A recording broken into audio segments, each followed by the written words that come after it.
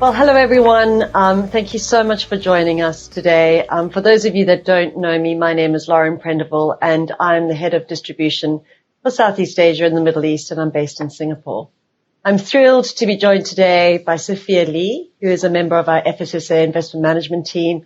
Sophia has been with the team since 2009. She in fact joined as a graduate. And today we're celebrating the fact that Sophia has reached 5-year anniversary of her dedicated Japanese equity strategy. Congratulations, Sophia. It's a fantastic milestone. I just really kind of want to wind the clock back and really ask you the question. I mean, obviously joining the team, you got immense exposure to North Asia. What attracted you to Japan and why did you launch a dedicated strategy? Thanks for the question, Lauren. To me, Japan has been overlooked by the global investors due to the macro headwinds, such as aging population and anemic GDP growth.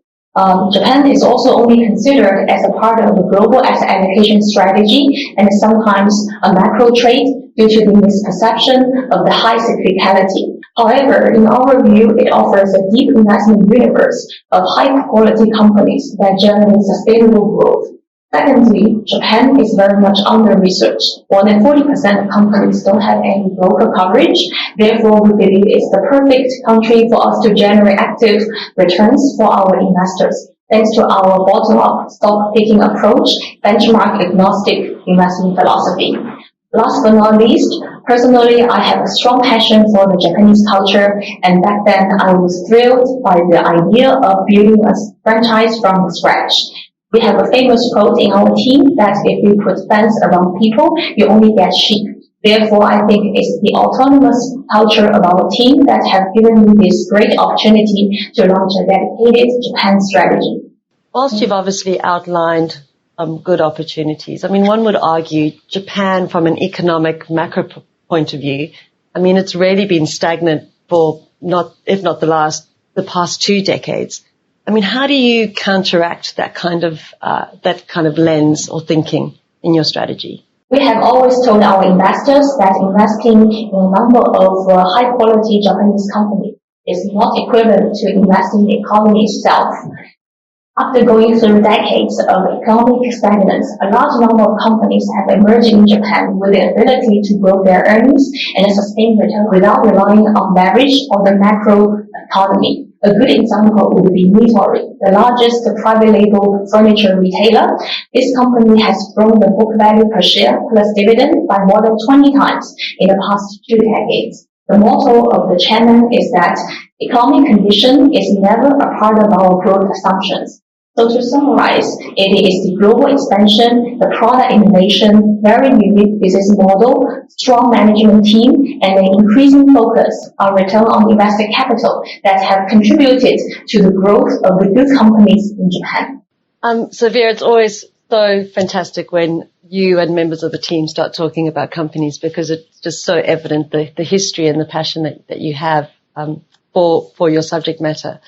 As we are in this, process of reflecting over the past 5 years, what do you think have been the greatest opportunities or the greatest successes that you've been able to enjoy? As I mentioned briefly earlier, Japan is an under-researched market and the companies are less sophisticated in terms of investor relations compared with other developed markets. Every year we host between 200 and 300 corporate meetings with the Japanese management, which serves as the foundation of our idea generation. Over the years, we managed to find a number of hidden gems that has created phenomenal investment returns for our company. Among companies that we like, first of all, there are a large number of strong global franchises that have dominant market share in industries driven by secular growth. From machine vision to medical equipment, semiconductor products, Japan is a global leader in industries that require precision manufacturing and the state-of-the-art of technology. For example, more than 50% of the industrial robots in the world are made by Japanese firms, and we believe that penetration will continue rising across the world. Secondly, despite the aging population, strong Japanese consumer brands are able to benefit from better demographics elsewhere, such as in Asia, which accounts for more than 60% of the global population. Chinese consumers are particularly fond of made in Japan products, which focuses on innovation, quality, and a strong attention to details. Thirdly, there are even more investment opportunities among the purely domestic companies. Examples include e-commerce, thanks to a very low penetration of only 7%, discounted private label retailers, thanks to an entrenched mindset of deflation among the Japanese consumers. Last but not least, software as a service, which again grows rapidly from a low base, thanks to very low penetration, about 14%, compared with more than 50% in the United States. In short, low growth is the biggest misperception among the global investors. Certainly does sound that way. Hearing you speak, Sophia, there just seems to be a tremendous amount of opportunity. As you and the team are renowned for, you always look at the other side of the coin as well. Whilst we've spoken about opportunities, what have been the greatest challenges for you during these last 5 years? Thanks to the high turnover caused by foreign investors, from time to Japan market has high volatility and the stock performance will deviate significantly from the fundamentals. However, we consider market volatility or mispricing as our friend rather than enemy, thanks to the strong conviction that we build up among the companies that we own. Another challenge would be the sector or style rotation in Japan, thanks to our benchmark agnostic investment philosophy and the high active share of the fund. But we don't really try to catch all the waves, but only focus on investing companies that are run by strong management and have long-lasting franchises. Looking back at our performance since the inception, our strategy is not all-weather, but the majority of the active returns have generated from its resilience from the down market.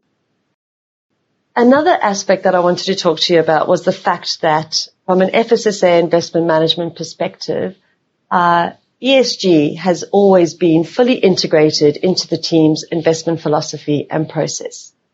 That said, Japan doesn't tend to score very highly on these metrics. What is your views or your takeaways from having researched companies in this context over the past 5 years? In my view, there are mainly two key corporate governance issues inside Japanese firms. First of all, there's a lack of internal control and a check and balance on the board level. And secondly, there's a lack of focus on shareholders' return. I guess today, most of the Japanese companies still believe that the companies are actually owned by employees and the purpose is to serve customers and the general society. Therefore, from time to time, they may prioritize the interest of all stakeholders above shareholders. In another words, Japanese companies have actually done quite well in terms of environmental and social responsibilities. But since many years ago, the beginning of the corporate governance reform in Japan, Japanese firms have made efforts to improve the overall corporate governance. For example, they have returned more cash back to shareholders. They have increased the number of independent directors and female board members. And last but not least, they have disposed non-core or loss-making assets to improve the return on equity. Quite slowly in Japan. After multiple conversations with companies in our portfolio, we have seen improvements, for example, in Pigeon, which has increased the number of independent directors on the board and also abolished the retirement allowance of the board members. It is replaced by the bonus-based incentive system. Consistent engagement really does drive outcomes of the companies that, we partner with from an FSSA perspective. Thank you, Sophia. Unfortunately, that is all we have time for today. Congratulations again on reaching the 5-year milestone. As we said in the introduction, we will be having a second conversation, and this will be Sophia discussing investment opportunities in Japan in a post-COVID-19 world.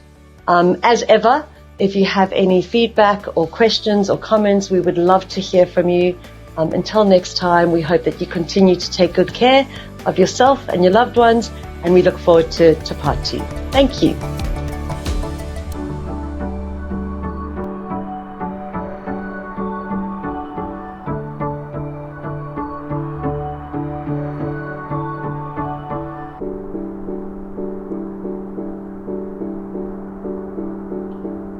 投资一定有风险，基金投资有赚有赔，申购前应详阅公开说明书与投资人须知。